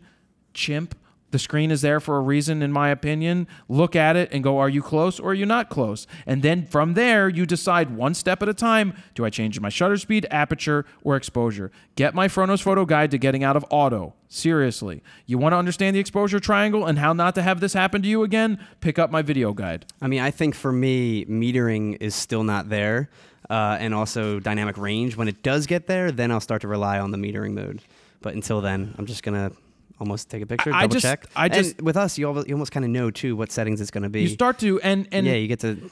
I don't use the aperture priority anymore. I was in aperture priority for a long time until I started to realize that I was missing the shots that I shouldn't have been missing because it was getting thrown off by something else.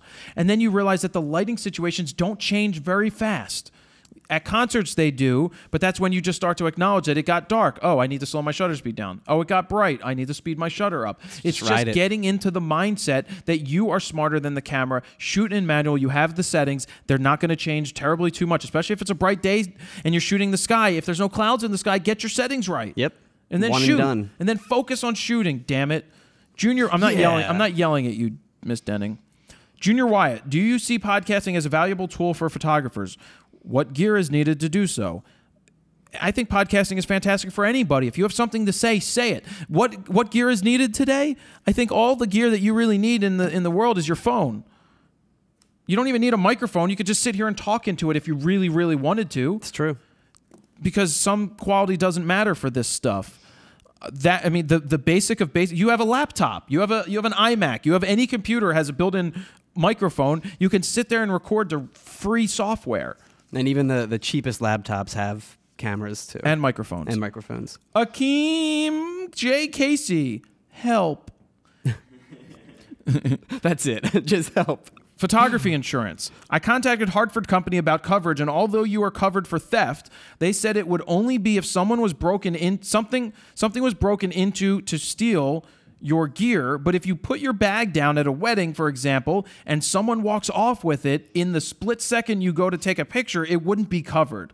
Can you recommend a company that may cover such theft issues? The agent also said she does not know of any insurance company that will offer that. FroKnowsPhoto. Well, there are companies that do offer that because I have it. I have inland marine policy, which covers everything. Somebody walks away with my gear, I am covered. You're going to pay for it. Most of the time, you're not going to find coverage for less than $500 a year. Yeah. This is a great thing that you know what's covered because another person emailed me that their lighting gear was stolen from their car, and they wanted to do a GoFundMe. They didn't have insurance. Well, the insurance didn't cover that. My rider covers all of my gear, so that's why I have a separate policy just for covering camera gear. I'm working on something that maybe one day I could give a better answer to tell you where to look for this. That's going to happen in the future. But for now, I mean, I use Travelers, and you can look for an inland marine policy. You're going to pay for it, though. Yeah, but it's good that you ask. Everybody that has insurance right now for somebody or with a company, make sure you know what it covers. Because a lot of times it may not cover your memory cards. It may not cover the tripods that you have. It may not cover if somebody walks away with your camera, which is bullshit. Well, I think the terminology they use, too, in those contracts, like you can't really tell. So it's best to just get online, on the phone with an agent. Get it asked. Make sure you get a clear answer. Yeah. And in the meantime, go use lens tag. Use it. Yep. That's one other line of protection. Mm-hmm. Roberto Blake. Jared, I know you'll appreciate this question. I better. How do you help people understand the value of your time? People tend to devalue creative professionals regardless of their talent or accomplishments. This is never going to change. People think that you just push a button. It's very hard to get into the argument of, you've got a great camera or that whole thing all over again. People devalue what we do because, they can do it with their, they can thumb. try to do something with their phone. You can say, well, you go and do it. But you don't want to get in arguments and fights with people. I just try not to have the conversation anymore. Yep. If you're asking me that question, let me see. How do you help people understand the value of your time? People tend to devalue creative professionals regardless of their talent. No, it's always when you work at home, people look at you differently. They're like, oh, so you do nothing. Right. No. You can make people aware in the nicest way possible, or you could be a dick about it. I mean, some of the things you can say, look, I get paid to do a job just like you get paid to do a job. If you're at your work, you're getting paid. My work entails going and doing the photo shoot, which means I'm using my creative ability to go, we call it creative fee, to go ahead and do this. Like you would get paid for your time to do X. I'm getting paid for X and Y. I've got to shoot, I've got to travel, I've got to edit. It's the same thing, just a little different than how you get paid. So do you like getting paid for your work? I like getting paid for my work. You're not happy with it? Go somewhere else. I mean, it's a hard conversation to have. It is. Daniel Radino. Good morning, Fro. How can I deal with printers who post-produce photos before printing? Meaning they edit them. I usually go to a local shop, but every time I take my photos back there, they're not like I processed them. Auto enhance. The guy at the PC tweaks them, resulting in colors I didn't want and contrast I didn't need. What can I do? Tell them and risk an argument or look for online services? Tell them and risk an argument? Are you kidding me? You're paying for the prints. If you're not happy with what they're doing, tell them do not color correct your prints. What I would do is I would do tests. If you're going to a local lab, which is great to do to take care of your local people, make test prints, make test 4x6s from your images so that you can match your screen to the prints that they do and tell them you don't want them to do any correction so that when you get it, they're not making any corrections. Yeah. You worked at CVS. You made corrections because you did what you thought was right to make the images.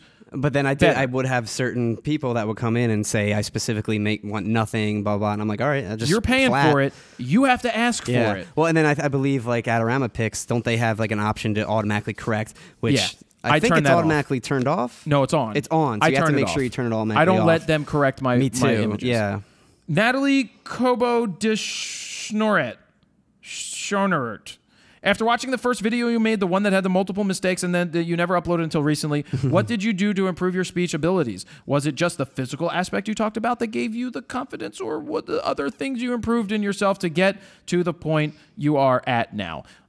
I said, earmuffs, do it. That's what I did.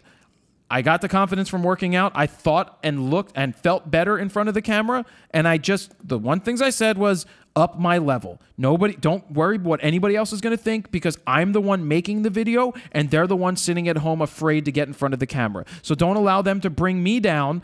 Forget them and just keep your level up. I said, take my level and up it 2 times. So I would talk like this instead of talking like this, like a lot of people do. 10 times louder than a normal human being. But when you exude emotion, it then comes across. Whoa, Jared Bolin. Kanoa Lee. Kahua, Khouae Lee. Whatever. Hey, Jared, what's the best advice you've gotten from Gary V? I watched the video with Gary V and Chase Jarvis, and it was amazing. Good to hear that Chase mentioned you. Your interview with Gary V was definitely amazing, too. Also, are you going to have GV back on the RAWtalk? I'm trying. He was scheduled. They canceled and haven't rescheduled. One of the best advice I got from, as the foreigners say, advices I got from him recently was he was doing one of his Ask Gary V shows, and one of the questions somebody asked was, what are the 3 things that you ask new clients, Gary, when you go into a new client? And one of the things he asked is, what are you hoping to accomplish? I know it's a simple question, but what are your goals? Like, so when I go to somebody like Lexar, I say, what are you looking to accomplish? Are you looking to have more social media play? Are you looking for more views? Are you looking for more sales? Simple but effective question. Right. And then you have to get the answer. And if they're like, well, we want more social media interactions. Well, guess what Lexar wanted? More social media interactions. What do you think they got? Snapchat, Instagram, and Facebook. As a test, I wanted to see what would happen. And it dropped the mic. And then Lexar reposted it, and they had like 30 likes and about 4 comments. Yes. Mine were a lot more than that. Yeah. Would you say 3,200 on your Instagram or something? Instagram had over 3,400 likes, which is unheard of. I asked people, I'm like, I don't ask for people to like things, but that's the only thing I could think about for how to pick a winner. Yeah, that's great. James Terry. Not really wanting to earn money from photography, but just to keep it as a hobby. I was asked to photograph a 2-day conference in London, UK. I put together a quote which I thought was reasonable, but not put me out of pocket, and this was rejected due to being too high. They asked me to do it for half my quote. Expenses were covered by the company, which after some thought, I said yes, so I would get the experience. It turns out they chose someone else. What would you have done? Refused or accepted for experience? This is one of the hardest things to do when you're trying to get experience or trying to make money. People will try to walk all over you and tell you, well, we don't have the money. Would you do it for half? You have to make the decision. Is it worth that? can you gain something from this, or are you just trading time for dollars? A lot of times when you start trading time for dollars, you know you could be spending your time other places and making more. This is tough because you don't want to turn down jobs. You don't want to be the guy that says no all the time, but then people try to walk all over you. So unless you can get something majorly out of it, honestly, when I went and shot a conference, I asked them to pay for the expenses, the hotel and everything, and I would take care of the photos and not ask for money. But that's because I wanted to shoot those conferences because I knew that I could learn from them. There you go. It's a trade-off. You have to decide. But a lot of times when you're just starting out, people are always trying to get discounts, and you have to decide, is it worth it, or are they going to walk all over you in the future? It's a tough call. Ramiro Hernandez, when is the guide for video, all in caps, when is the guide for video editing coming out? Why are you yelling? Can we expect it for Christmas? Please make time for editing audio videos on YouTube or the guide. It's being edited right now. Todd's doing the cutting and putting it all together. He's on multicam now. He is multicamming it. There's 8 terabytes, 10 terabytes of footage. Yeah. I don't know. It was a lot of footage. It better be out before Christmas or somebody's getting in trouble. Dan you hear that, Todd? If you had to do one photograph, the Republican National Convention for $1 million, or photograph the Democratic National Convention for free, and you have to shave the fro to do it. I will take the Republicans $1 million so that they have less money to spend on other bullshit. And why would I shave my head? If I had a choice between $1 million and shaving my head, shit. I was going to say. That's a tough one.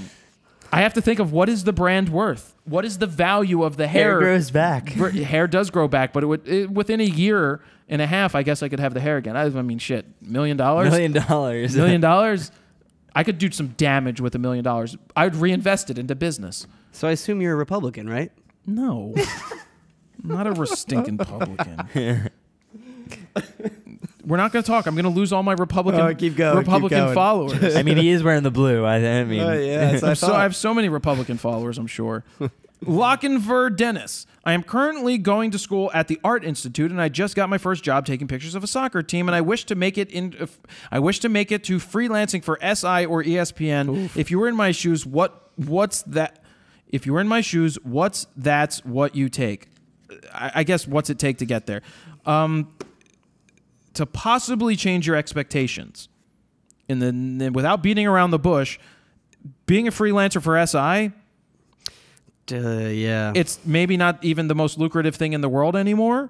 It may sound great in theory, and ESPN Magazine, same thing. They're not really paying that much. Like when I shot for Rolling Stone, it's prestigious to shoot for Rolling Stone as a freelancer.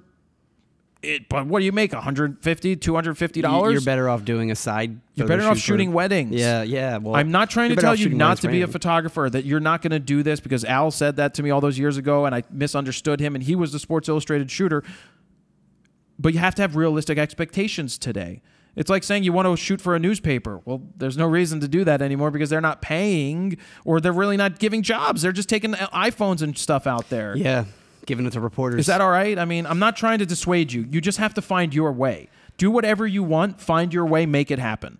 Yeah, I just would not solely rely on that. Elliot Bush, what process do you go through when investigating and then implementing new platforms to engage and or expand your audience, e.g. Snapchat? This is a good question. Sutter, go get the wheel while we're at it, please, if we have enough time.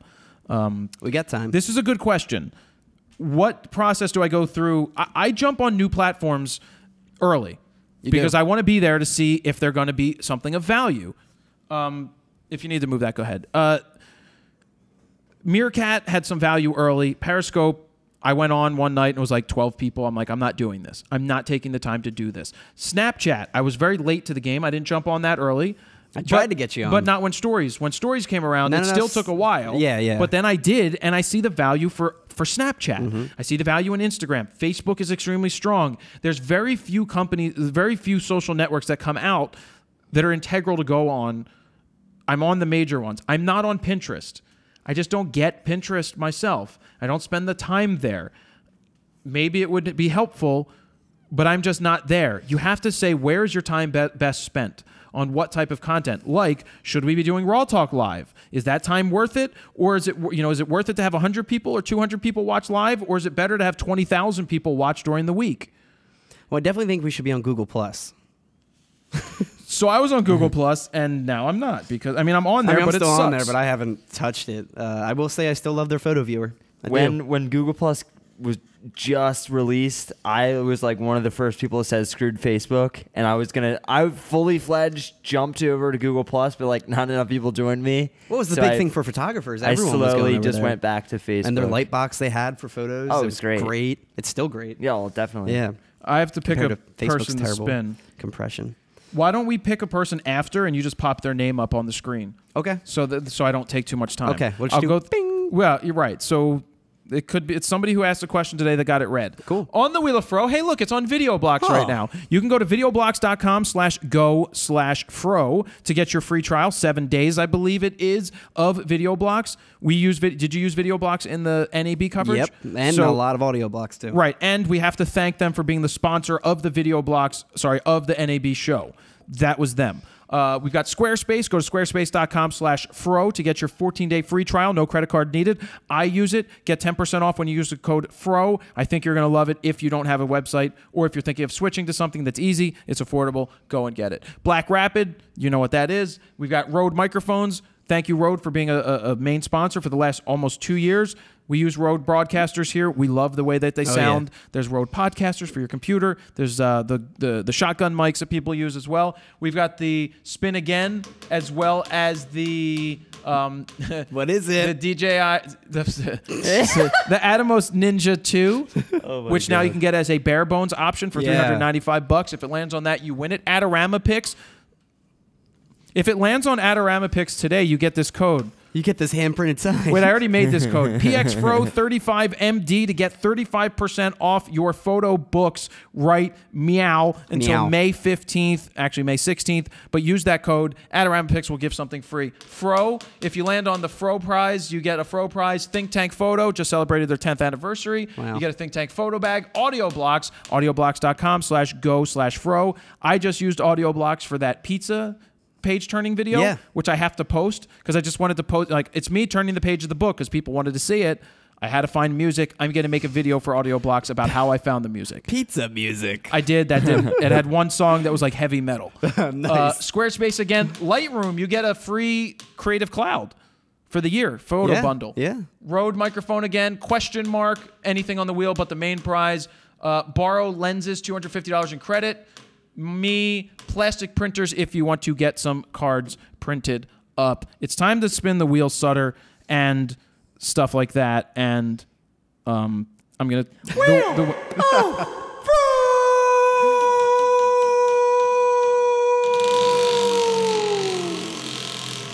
I just wanted to spin it really hard and fast. Oh yeah. Around and around it goes. Where it stops, nobody knows. The Wheel of Fro is going to stop on. It's going past the Atomos. Not to be seen again. Your face! It's my face. You get to sit on it. You get the afro. What? Just kidding. So the name right here, you are the winner. Congratulations on winning my face. Or whatever you want from me that's video guide related. A giant painting of my face. No, I hid that again. So, Sutter, we good on the clocks? So that's the Wheel of Fro. Thank you to everybody that's on that. It's really helpful to be on there. So you see them here. Whatever, go check them out. Definitely want to thank Tokina for coming on board. Oh, yeah. It's nice to have, we are filled for each week, and I've limited it to hopefully one each week. Good. Which is nice. But we asked for the neutral density filters and stuff for the trip that's coming up because we're going to be out and about. We will definitely need them. I asked for some other things from them, but like Sutter said, they have the Kenko extension tubes. If you want an inexpensive way to do, Todd loves them. He does. For inexpensive way to do macro for like $50, you can get a tube, or maybe even $30, or you can get the whole set. Several for like $100. Just stack them. You can stack them. It does work. But also, you definitely should go check out the hydrophilic filters to see what it does. You've seen it. You showed it earlier in the video. It was really cool. Very cool. And that's it. That's it. You can go to FroKnowsPhoto.com/RAWtalk-130. That's 130. That's FroKnowsPhoto.com/RAWtalk-130 to get all the photo news and more. Anything that you want to add? That's it. Sutter? No, I think it was good. I mean, Butter? Stephen Butter? My alter ego. Oh, Stephen, man. hey guys, it's Butters. Butters, yeah, South Park. Thank you. Thank you guys for watching. I hope you enjoy these shows. We do put a lot of time and effort into everything that we do. If you've noticed as of the last many, well, RAWtalk's quality has been up. Yeah. It's going to take another leap forward shortly as we get in some new gear that we saw at Very NAB. soon. We just want to keep upping the level time and time again, and we ask you for your support because it helps take everything to another level and keep it all free. Yep. That's why we have sponsors for RAWtalk, because it's 2 hours of talking, and why not use companies that they want to be a part of this, and they're companies that we work with and use their gear. So if you support them, that helps support us, and also picking up any of my shirts, any of the video guides. By doing that, it allows me, and well, to have Steven and Todd and all the other people involved with what we do to take it and continue to put out that free content. Just think how much value you've gained out of it. Now, the reason I say this is because if you've gained value from anything that we've done and you've picked up anything in the past, thank you very much. If you haven't picked anything up, that's perfectly fine as well. There's other ways, like the advertisers that support us. But if you feel that you've learned something, or that I've given you some piece of information that has made you money, or been the big aha moment, then at some point, please pick something up that we've done, whether it's the video guides or a shirt, to help support us, to keep us going on and on again. Please buy our CD for tour. We need gas money to get to the next place. I'm just asking for the sale. No, at some point, you just have to ask. There you go. And you just paint the picture. That is it. That's RAWtalk episode number 130. Jared Polin, FroKnowsPhoto.com. See ya.